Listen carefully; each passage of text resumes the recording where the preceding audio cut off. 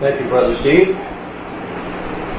And good evening, respected friends. I'd like to thank you for coming out tonight to see what a glutton for punishment looks like. And I say that I say that because our topic includes two controversial subjects that most people know better than to talk about in public, and that's religion and politics. But I'm going to keep my opinions to myself and simply put some facts in front of you for you to think about. And we'll look for some passages from our Bibles, and then you can form your own opinions as you put these things together. But before we dig into our subject, I feel the presentation becomes a little more personable if you can relate a little bit to the presenter. I know many of you have heard this before, but to those who I haven't met yet, let me break the ice, so to speak. As Steve mentioned, my name is Dave Sargent, and I'm from a little town in the middle of Colorado, about an hour south of Denver. But I do have some connections to Saskatchewan. In fact, most of my family lives here. And years ago, I lived right here in the village of Richard myself. Some of you might recognize that house if you walked around the block here. It's a couple blocks away from the hall.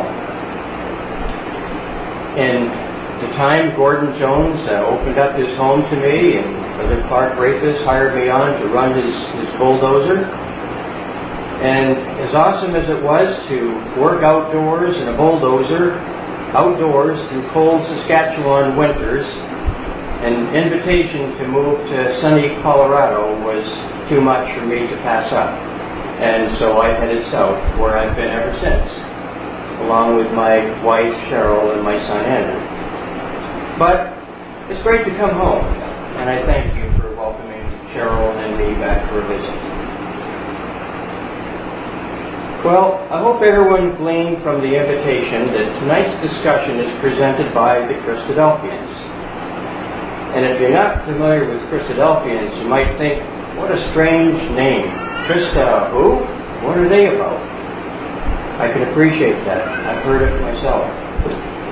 The name Christadelphian is made up of two words, Christ and Adelphia. We all recognize Christ in the name. And Adelphia means brother. Put them together and you get Christ's brothers or relatives. That's the same way Philadelphia was named. Phileo means love, and Adelphia, brotherly. So just like Philadelphia is the city of brotherly love, Christadelphia means brother or relative of Christ. But they're brothers and sisters of Christ in the spiritual sense. The same sense that Jesus said right in front of his very own family, "For whosoever shall do the will of my Father, the same is my brother and sister and mother." So Christadelphians' desire in life is to do the will of God. But we can only do that if we know what his instructions really are. And his instructions can only be found in one place, the Bible. So yes, Christadelphians love to read their Bible. In fact, Christadelphians set time aside every day to study our Bible, to learn how to apply godly principles in our lives. And we feel so strongly about the Bible and its message that if we can't prove something from Scripture, we feel there's little or no value in it. And that includes our message tonight. If we can't support what we have to say from Scripture, then take no stock in it. But if we can show the message comes from Scripture, then please, let God's Word speak to you personally. So as our title suggests, our intention is to speak about current events in the political world and where they might lead. But first, we need to talk about how we mentally process news when we hear it. See, we all respond to news we hear differently, depending on how that news is going to affect us. Some news is so important, it stops us in our tracks, while news coming from other parts of the world hardly gets our attention. We just shake our heads and remind ourselves how thankful we are to live in a quiet and peaceful community that we do. For example, a hostage situation in the Middle East doesn't even get our attention anymore. But if somebody takes a hostage in Saskatoon, we're glued to the news until that situation is over. It's easy to leave faraway events out of sight, out of mind. And the same can be said about the timing of news events that we hear. News that has an immediate effect on us is taken more seriously than news we know won't affect us for years to come. So how does that relate to our subject of world politics tonight? Imagine if we looked at the news events that led up to World War I or II and thought that they wouldn't have an impact on us in this part of the world because the news came from Europe or Japan. How short-sighted that would have been. Well, believe it or not, the things taking shape in the world today will make World War I and II look like a picnic. So it's good for us to keep our eyes and ears and mind open as we see these political events taking place around the world, because they're setting the stage for something big, very big. And if we're honest with ourselves, I think we can all feel it. And we often remark that the world seems to be getting smaller and smaller as we feel the impact of things far away affecting what happens in our lives themselves. Okay. So when you turn on the news at night, have you noticed how almost every broadcast includes significant events happening in Europe and the Middle East? And the events that we're hearing aren't those feel-good stories, are they? They're nightmares. ISIS cutting off heads. There's suicide bombers blowing up mosques and buses. There's civil wars breaking out in countries. And they're paving the way for militants to come in and take over countries. We hear about terrorists setting oil wells on fire. And that's followed by rising gas prices at the pumps when we go to fill up our car the next week. We've seen the EU formed to build stability within Europe. But did it make Europe stronger? Or is the EU a fractured iron and clay mixture ready to crumble, especially as we hear the news this week in some of the countries? We've seen countries in the EU near collapse due to finances. Greece is in that very situation today. We hear of ethnic cleansing. We hear of mass murders of whole classes of people. We've seen leaders in countries overthrown due to civil unrest. Countries like Libya and Egypt and Tunisia. And then large-scale military interventions led by the U.S. and NATO in Iraq and Kuwait and Afghanistan. They've made bad problems even worse. And then almost daily we hear Israel has to defend herself from neighboring terrorists, including suicide bombers and school buses being blown up. And notice how our vocabulary now includes names like Hamas, Taliban, Shiites and Sunnis and Kurds and Islamic militants, Muslim Brotherhood, Al-Qaeda, and ISIS. And then there's the elephant in the room, Putin, Russia's powerful leader. What does he have up his sleeve? Ukraine today? What country tomorrow? We could go on, and I'm sure you could too.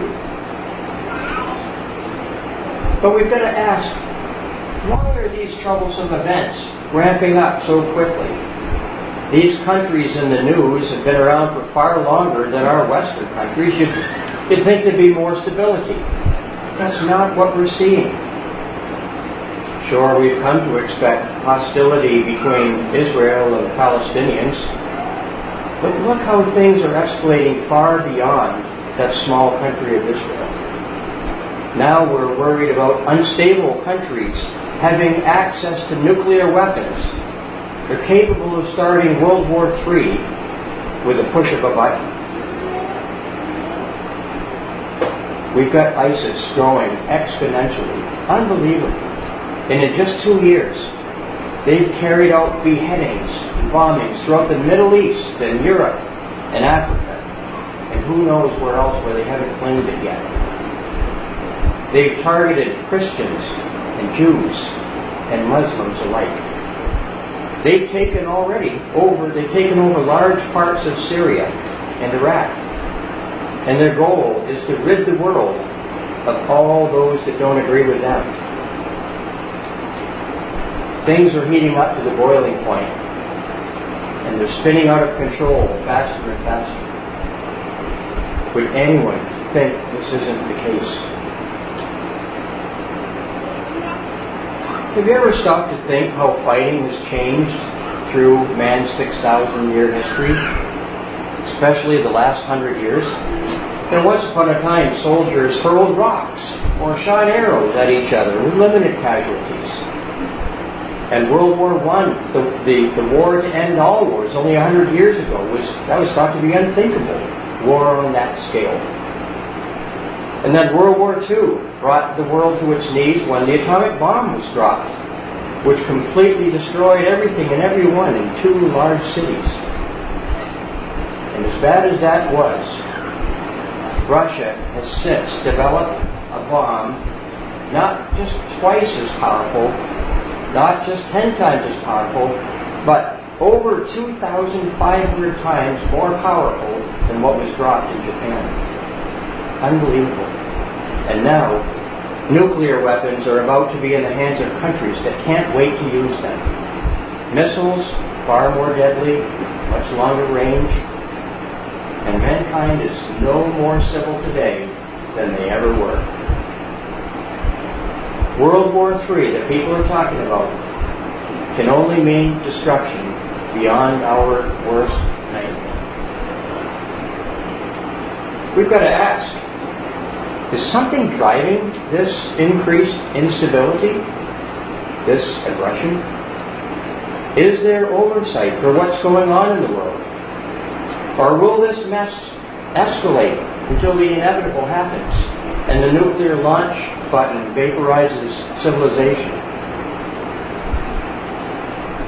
Our own answer to that will have a profound effect on the way we look at the news and what we think this world is coming to. And with that question, we also ask, do you believe that God is overseeing and controlling the actions of men? Or did he give up his control when he created Adam and Eve and gave the keys to the world to them? We suggest that things are going perfectly according to plan. God's plan, that is. We suggest it because God himself, speaking through his servant Isaiah, says that he is working out his plan amongst the nations. He says, "The Lord Almighty has sworn, surely as I have planned, so it will be. As I have purposed, so it will happen." And he continues, "This is the plan determined for the whole world. This is the hand stretched out over all the nations. For the Lord Almighty has purposed, and who can thwart him? His hand is stretched out, who can turn it back?"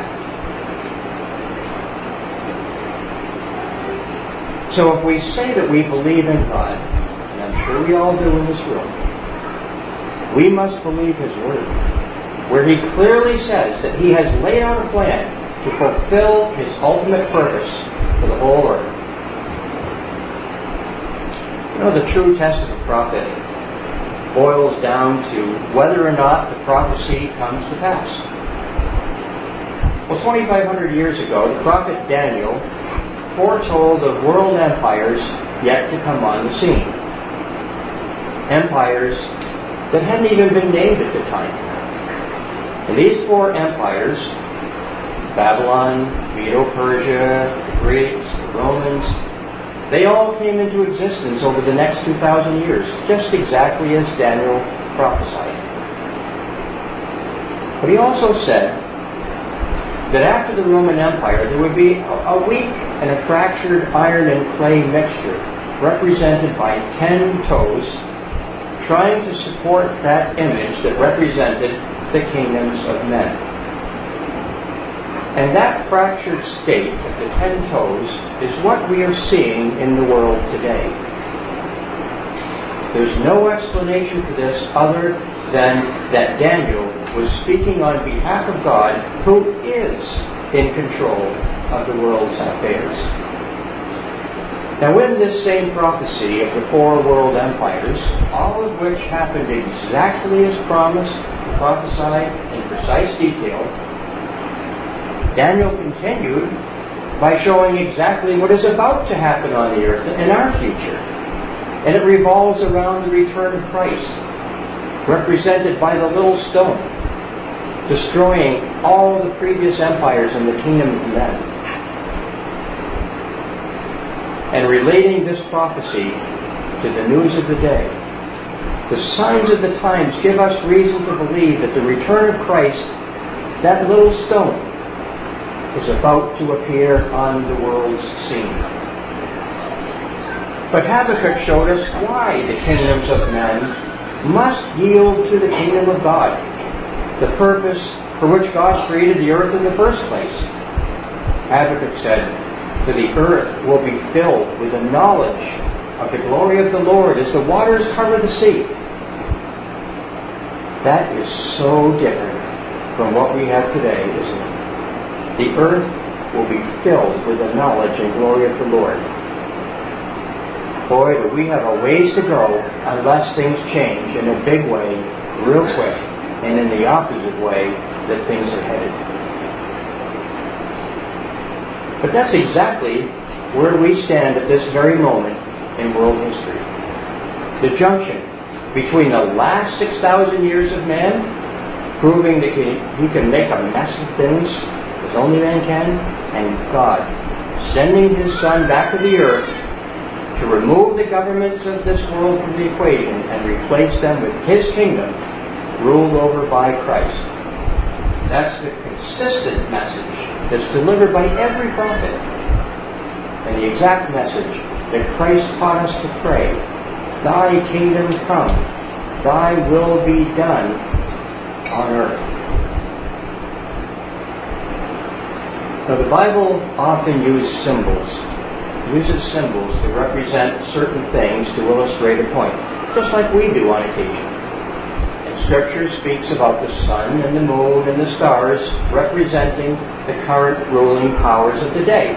And so when he created the sun, God said it was to rule the day, and the moon to rule the night. Christ used those very same symbols when he talked about world conditions of the time when he promised to return to the earth. He said, "And there shall be signs in the sun and in the moon and in the stars and upon the earth, distress of nations with perplexity, the sea and the waves roaring, men's hearts failing them for fear and for looking after those things which are coming on the earth. For the powers of heaven shall be shaken, and then shall ye see the Son of Man coming in a cloud with power and great glory." My friends, even though we ourselves live in a quiet part of the Western world, when I watch the news, I can't help but to see more and more distress in the nations throughout the earth today. Are you seeing the beginnings of men's hearts being fearful for the increased unrest and terrorism ramping up along with the political and financial instability in the world, the powers of heaven, the ruling powers, they're being shaken, all in preparation for the Son of Man coming in the cloud with power and great glory. And things will escalate to the point where men's hearts are truly fearful, and then Christ reintroduces himself to the world. This time, not as a lamb to slaughter, but as the Lion of the tribe of Judah. And Joel speaks of that day. The Lord also shall roar out of Zion, and utter his voice from Jerusalem, and the heavens and the earth shall shake. But the Lord will be the hope of his people, and the strength of the children of Israel. But that's after the stage has been set. When things have fallen completely apart as nations rise up against nations, bringing on World War III. The Scriptures don't call it World War III. The Scriptures call it Armageddon. These are God's words. They're not mine. And it would be very foolish to ignore what God has told us will happen. So it's my intention in the next few minutes to give just a very high-level overview of how God is working among the nations, causing them to align with Bible prophecy. He's setting the stage for this Armageddon and preparing men for the return of Christ. The world's dependence on oil is a prime mover. We can't live without it. We can't function without it. And our thirst for oil is supplied primarily from countries in the Middle East, such as Saudi Arabia, Iran, Iraq, and their neighbors. And when we see trouble brewing in these countries that may threaten the flow of oil to the world, we know what's going to happen at the gas pump. We've seen gas prices spike over even the concern of instability. The next thing you know, the U.S. rallies the troops to step in and try and stabilize the oil supply. Case in point, right now, in the middle of all the trouble in the Middle East, Iran is threatening to blockade oil tanker traffic in reaction to the sanctions against them due to their nuclear ambitions. And other countries are sending in warships to ensure that this won't happen. It's a good thing OPEC has other concerns right now. That's why they're selling oil on the cheap, to keep others from exploring for alternative gas and oil. Otherwise, we probably wouldn't be able to buy fuel anymore. But Russia is one of the largest suppliers of oil to Europe. And she does it largely through pipelines. About 5 of those pipelines run through the Ukraine. But those pipelines have been a cause of contention lately, with Ukraine raising tariffs on these pipelines that run through their country. That's one of the reasons for Russia's recent involvement in Ukraine. Russia also exports oil by tanker ships on ports in the Black Sea. But those exports are totally dependent on Turkey, allowing access through those narrow straits to the Mediterranean Sea. Now, interestingly enough, this strait goes through Constantinople, which is now called Istanbul. Russia is looking for options to solve her oil export and delivery problems. Wouldn't she love direct access to the Mediterranean without going through the Ukraine or the Black Sea? So we recognize oil to be one of the main drivers in Middle East politics. But it's far from the only factor. Look what's going on in Iran right now. They're determined to develop nuclear technology. And almost the entire rest of the world is alarmed over this. Even the rest of the Muslim world is alarmed. They know of Iran's instability. They know of how Iran could possibly use those. Iran says they need this nuclear technology for peaceful reasons. But what peaceful reason could be found in a country that produces 3 million barrels of oil every day with the intention of doubling production when the trade sanctions are lifted? But right now, Iran is embroiled in a bitter internal war with ISIS, which is taking some of the focus off the nuclear issue. But even with that in mind, can you just imagine if Iran had nuclear material and ISIS was to gain the upper hand in Iran, just as they've done in neighboring countries? ISIS armed with nukes? Well, that's scary. So the U.S. and others are desperately trying to control Iran's access to nuclear technology. But as much as the U.S. says they're taking a strong stand against Iran, the president seems intent on making deals with them, saying a managed arrangement is better than having no control at all. Maybe it's because late last year, Russia entered into an agreement to build 2 nuclear power plants in Iran, with 6 more to follow. And following that construction, Russia will supply the nuclear fuel for those reactors and get all the money that comes from that. Iran's chief of its atomic energy agency, a fellow by the name of Ali Akbar Salehi, he was quoted as saying, and please note the significance of this, he said, "It is the turning point in the relationship between our countries. These friendly actions taken by Russia will be well remembered." He added that now Russia and Iran have become even closer to each other. So certainly we see a growing alignment in relations between Russia and Iran, don't we?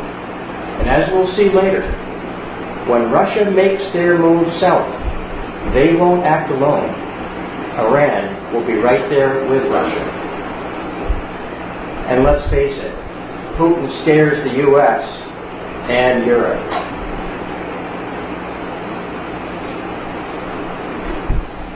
But there's more going on behind the scenes in Iran right now.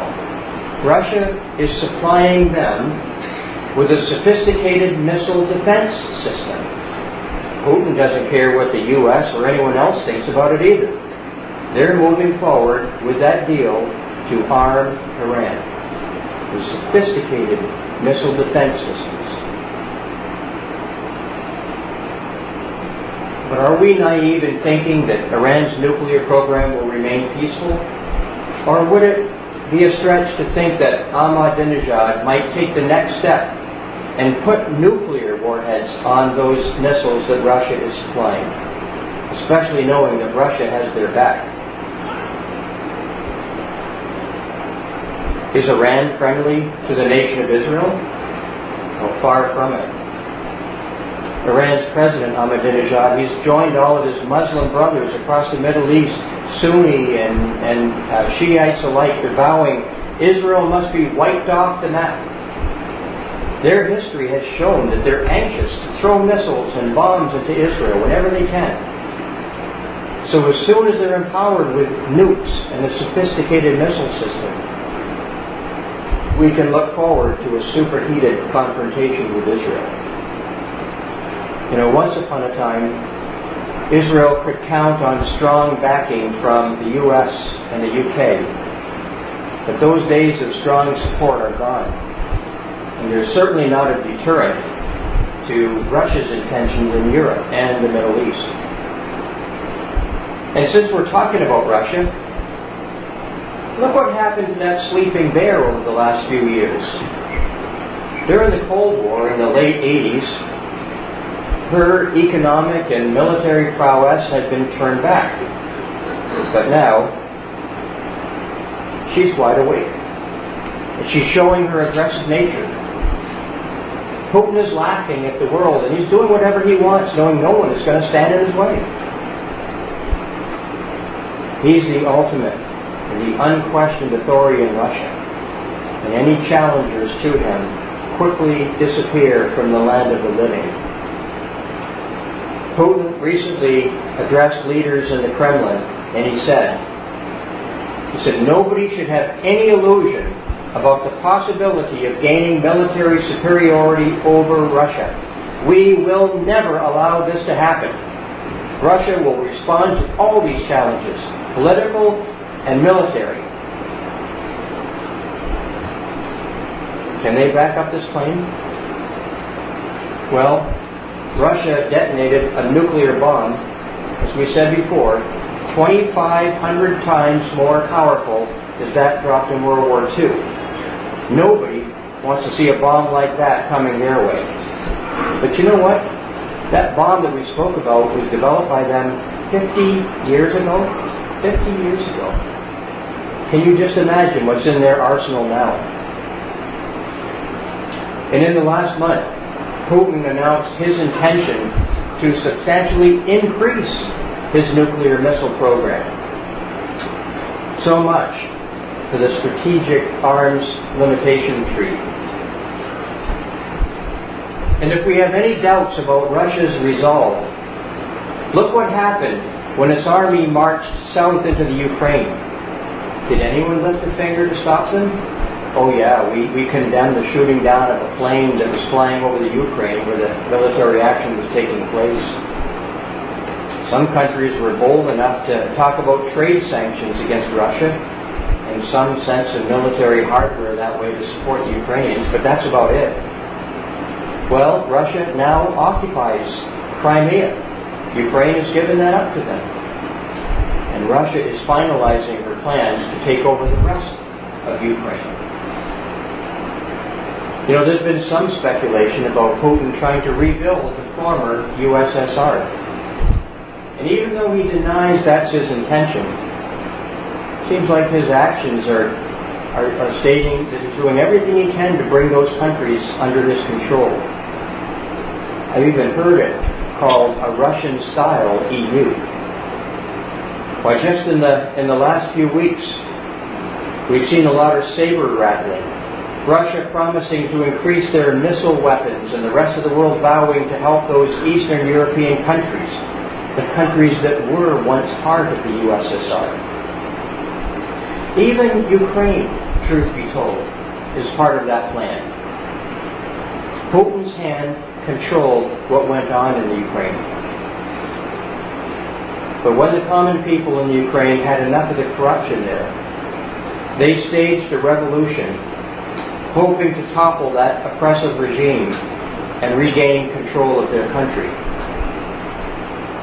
But Putin couldn't lose control of the Ukraine. He couldn't lose that shipping access through the Crimean Peninsula to the Black Sea and the rest of the world. And Russia is continuing its military incursions into eastern Ukraine right now. She's already taken Crimea, and she wants more. Indeed, that Russian bear is the king of the north spoken of in Daniel 11. Make no mistake about that. And Russia will amass greater and greater power as the time of the end approaches. But Putin has another motive for doing what he's doing with the Ukraine, and that's a religious one. And we tend to think of Russia as being atheistic.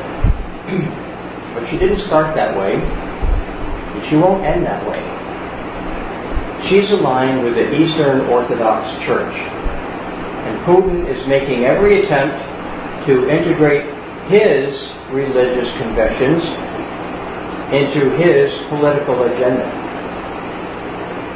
Putin told the world that Crimea is a sacred place, and he called it the cradle of Russian Christianity. He said the baptism of Vladimir the Great over 1,000 years ago in the Crimea bound the Ukraine and Russia together. We can be assured that Putin's convictions of Crimea being a Russian sacred place is just one more reason why he took Crimea forcefully.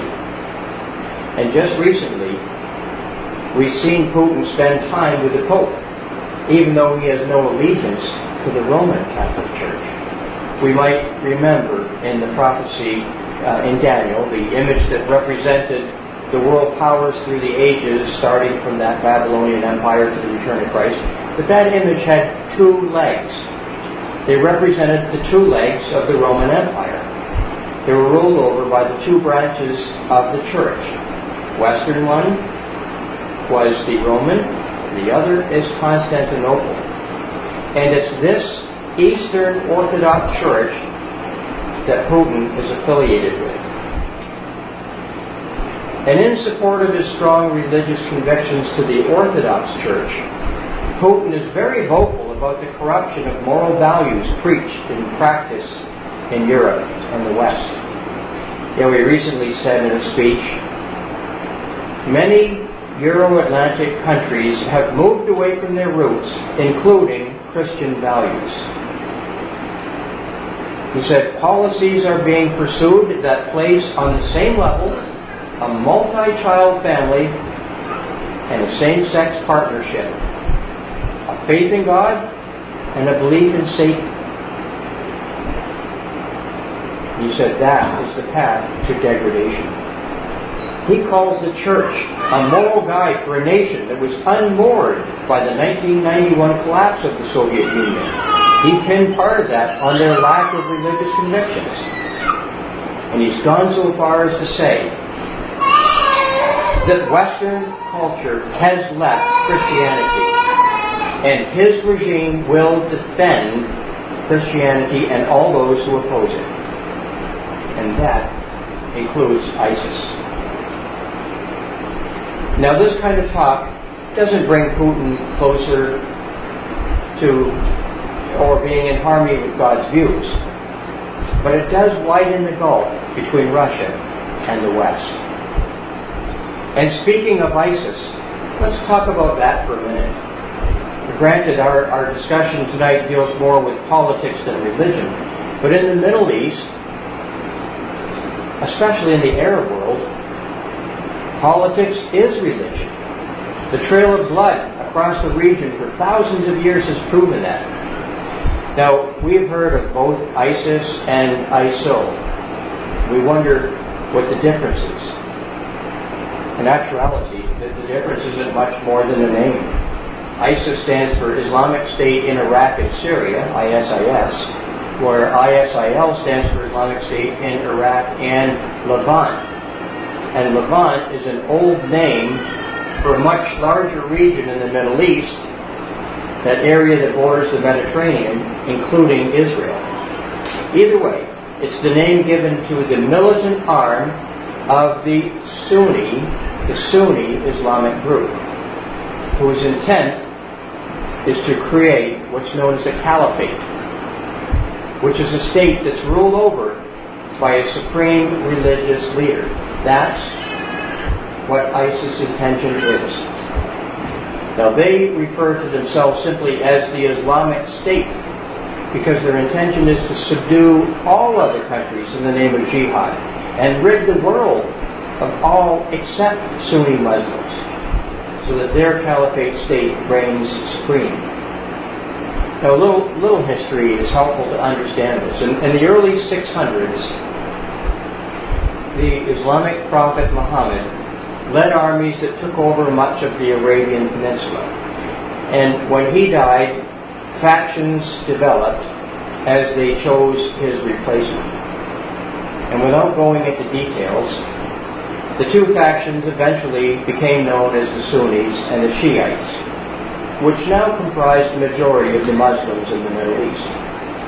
And they've been at war with each other, even though 1,500 years have gone by.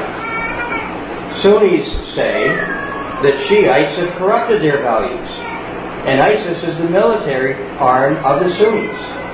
They're intent on killing the Shiites, Jews, and Christians, all of them. They consider them all to be infidels, and they do this in the name of jihad.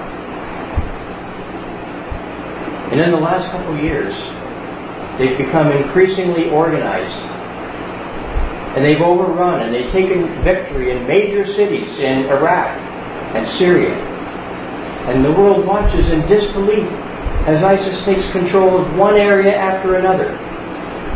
They tend to be opportunistic. When a country becomes destabilized for one reason or another, ISIS makes its move. Now, I was putting some notes together for this about a month ago. ISIS had just expanded into Saudi Arabia by sending suicide bombers to blow up 2 Shiite mosques there. Now, Saudi is home to many Islamic holy sites, so that incites passion amongst the Muslim world. But Saudi is also the source of lots of oil. And as we've seen what happens when destabilization happens in small oil-producing countries, imagine how much attention will be given to ISIS in Saudi, one of the world's largest oil producers, when ISIS wreaks more havoc there. But just last week, ISIS ratcheted up its jihad even further with attacks in Kuwait that killed 27 and injured 200 more. And in France, they cut off a man's head. They hung it on a fence. And then they blew up the factory he worked in. And in Tunisia, an ISIS militant opened up fire on a beach and he killed 38 people. And just a couple days ago, they struck with multiple coordinated attacks in Egypt. They're calling on all their brothers to come together in this holy month of Ramadan, which just started, to be, in their words, a time of calamity for the infidels. Now, we live in a sheltered part of the world, as we spoke. We're not worried about ISIS in our front door right now. So it's a little harder for us to feel the growing distress among nations and men's hearts beginning to fail them for fear as they guess where ISIS will strike next. If we lived anywhere in the Middle East, I'm sure we'd feel that way. So much of the world is putting their heads together right now, trying to figure out how to counter this ISIS threat sweeping through the Middle East, through Africa and Europe. They're not coming up with much. One of the ways they're looking at it is to cut off their finances. You see, as ISIS captures oil-rich areas, they seize that oil, they sell that oil in the black market to finance their weapons. ABC reported that they were able to sell $3 million of oil every day to fund their war machine. And that kind of money, $3 million a day, buys a lot of weapons. And it also buys a lot of suicide bombers.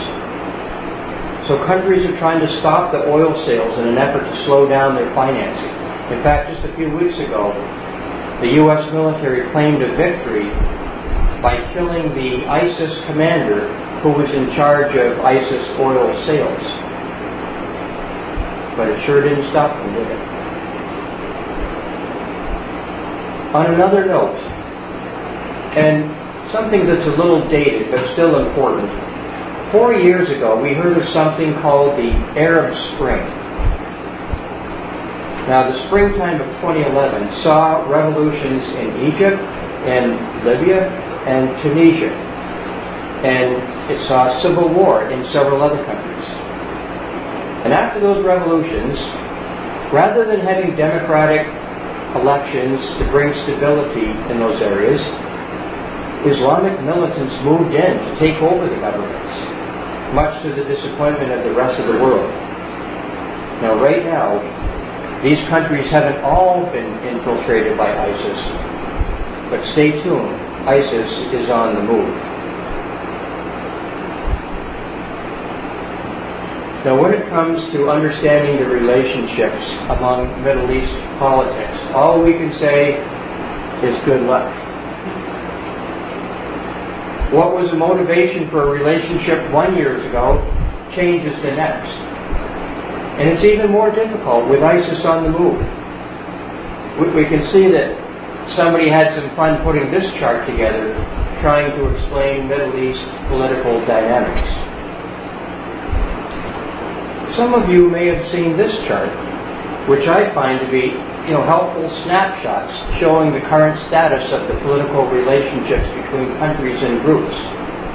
Now, I know it's way too small to read from where you sit, and there's certainly way too much information to begin to digest, but if you're interested in studying this chart for yourself, and it sure makes for an interesting read, you can simply Google the Middle East Friendship Chart, and you'll come up with this, the Middle East Friendship Chart. But the countries or groups that are listed across the top and down the side, green represents a good relationship between the two entities. Red shows that they're enemies, and yellow shows that it's a complicated relationship that can't be defined as good or bad. But the details of how these alignments play out in God's plan remain to be seen in their details. But we do know that things are in His control, and they're being aligned exactly as God needs them to be to accomplish His purpose. And speaking about things being in God's control, what about Israel? The land that God promised to Abraham, Isaac, Jacob. The country where Jesus lived, where He ascended to heaven. The very land that He promised to return to. God's prophets tell us that Jesus will return and set His feet on the Mount of Olives in Jerusalem to set up God's kingdom on earth. It's no wonder God has watched over Israel as we've seen it miraculously survive when neighboring Arab countries have done their very best to exterminate the Jews and to take that land for themselves. Directly to the north of Israel, Lebanon has antagonized Israel for years by launching missile strikes into northern Israel. But when Israel responds to those airstrikes, no matter what they do, the media condemns Israel. Now, Lebanon lacks a strong government, so they look to Syria, their neighbor, for leadership. And because Lebanon and Syria are joined at the hip, what happens in Syria is felt in Lebanon. And with this in mind, remember that Syria is now largely under ISIS control. We can well imagine that ISIS will infiltrate Lebanon shortly. Syria is northeast of Israel. And they're currently embroiled in their own civil war between warring Islamic groups. And that civil war has taken their focus off the hatred of Israel to deal with ISIS internally. But over the last 60 years, there have been several major wars between Israel and Syria, and countless skirmishes. In fact, part of the border today between Syria and Israel is the Golan Heights that we often hear about. A hotly contested piece of real estate northeast of the Sea of Galilee.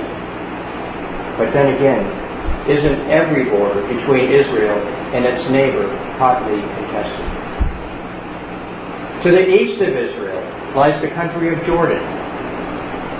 Now, interestingly enough, Israel enjoys a relatively good relationship with Jordan. You might remember that ISIS captured a Jordanian fighter pilot earlier this year. They captured him, they put him in a cage, and they burned him alive with the cameras rolling.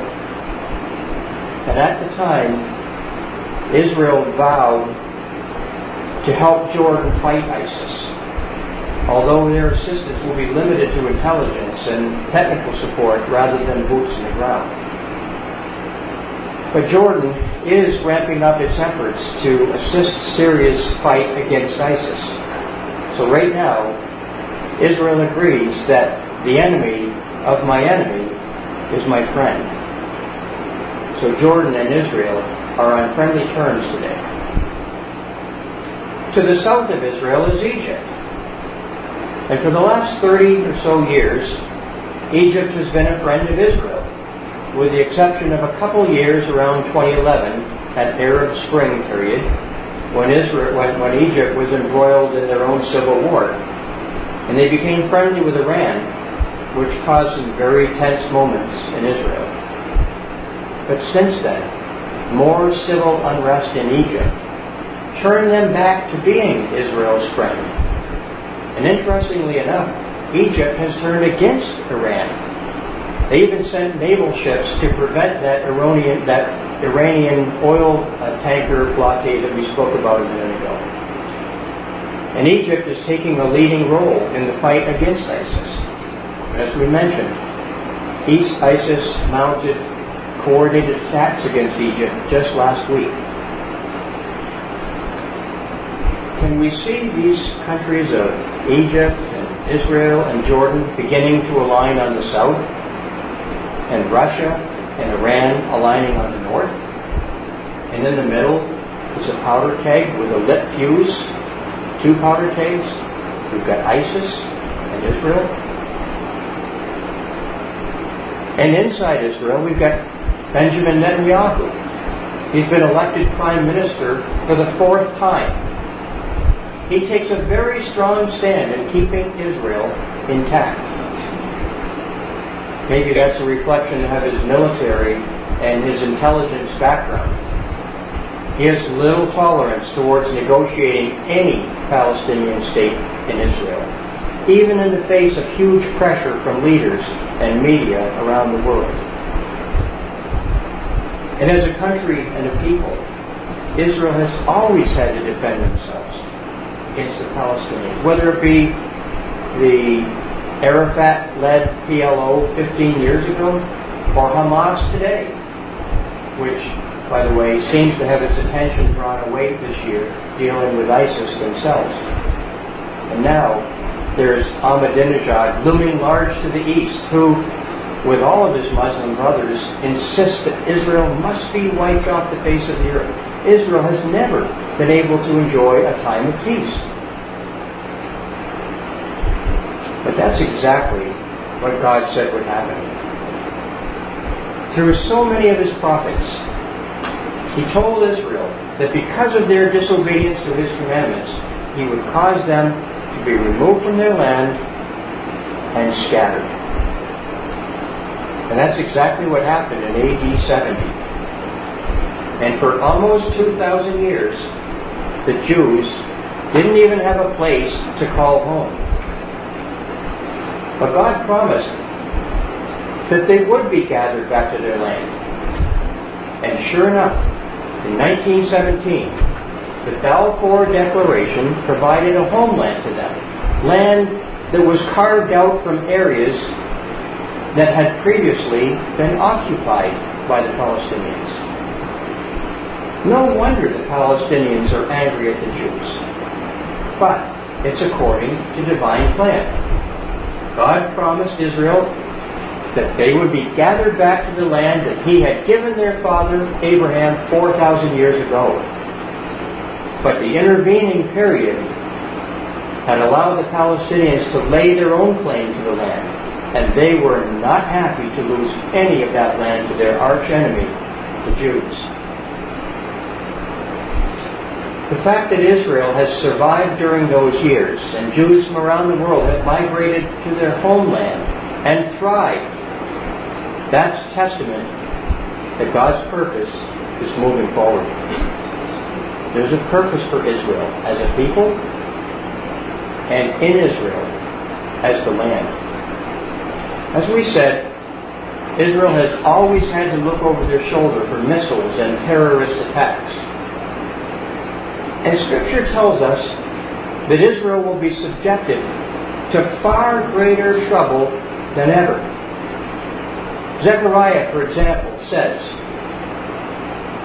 "For I will gather all nations against Jerusalem to battle, and the city shall be taken, and the houses rifled, and the women ravished, and half the city shall go forth into captivity, and the residue of the people shall not be cut off from the city." Not a pretty picture for those living there. Micah confirms it. "But now, many nations are gathered against you. They say, 'Let her be defiled. Let our eyes gloat over Zion.'" And Zephaniah, "Therefore, wait ye upon me, saith the Lord, until the day that I rise up to the prey. For my determination is to gather the nations, that I may assemble the kingdoms, to pour upon them my indignation, even all my fierce anger. Well, these prophecies show us that many nations will come together against Israel in a manner that Israel has never seen before.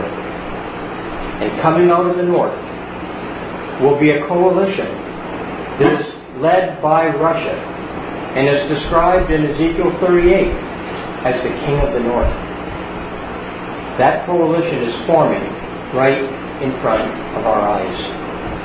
And Iran is already on board.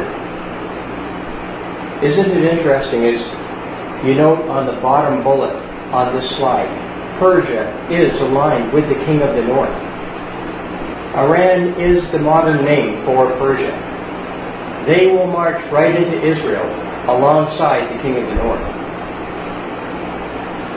Now, God's prophet Daniel was given to see this king of the north established in Jerusalem, actually established in Jerusalem. In chapter 11, Daniel said, "He, king of the north, shall plant his tabernacle in the glorious holy mountain." So Daniel, in his vision of the future, he sees Russia, the king of the north, making her way south into Israel. Now think about this for a moment. For a self-professed Christian like Putin, wouldn't Jerusalem, the focal point of Christianity, wouldn't that be a prize for him to have? But Daniel goes on to tell us that the king of the north, having established himself in Jerusalem, just as he recently did in Crimea, he will enjoy that victory for only a short while. He tells us about the trouble of the king of the north that he runs into at that stage. Daniel says, "He shall come to his end, and none shall help him." And Ezekiel says, "I will call for a sword against him throughout all my mountains," saith the Lord, "and every man's sword shall be against his brother." And then the king of the north meets his end as he is confronted by Christ himself, accompanied by his saints. Joel tells us the outcome of that battle. "The Lord also shall roar out of Zion, and utter his voice from Jerusalem, and the heavens and the earth shall shake. But the Lord will be the hope of his people, and the strength of the children of Israel." And he continues, "So shall ye know that I am the Lord your God, dwelling in Zion, my holy mountain. And then shall Jerusalem be holy, and there shall no strangers pass through her any more." So the king of the north is annihilated, and Christ plants that victory flag there on Mount Zion. Which brings us to the establishment of God's kingdom on earth. Isaiah says that Mount Zion becomes the center of government, and Christ rules over the whole earth. He says, "And he shall judge among the nations, and shall rebuke many people. And they shall beat their swords into plowshares, and their spears into pruning hooks. Nation shall not lift up sword against nation, neither shall they learn war any more." God takes the kingdoms of men, and he gives full control to his Son, who begins the work of preparing the earth for finally a righteous rule. Which brings us right back to God's ultimate purpose with the earth, doesn't it? "As truly as I live, all the earth shall be filled with the glory of the Lord."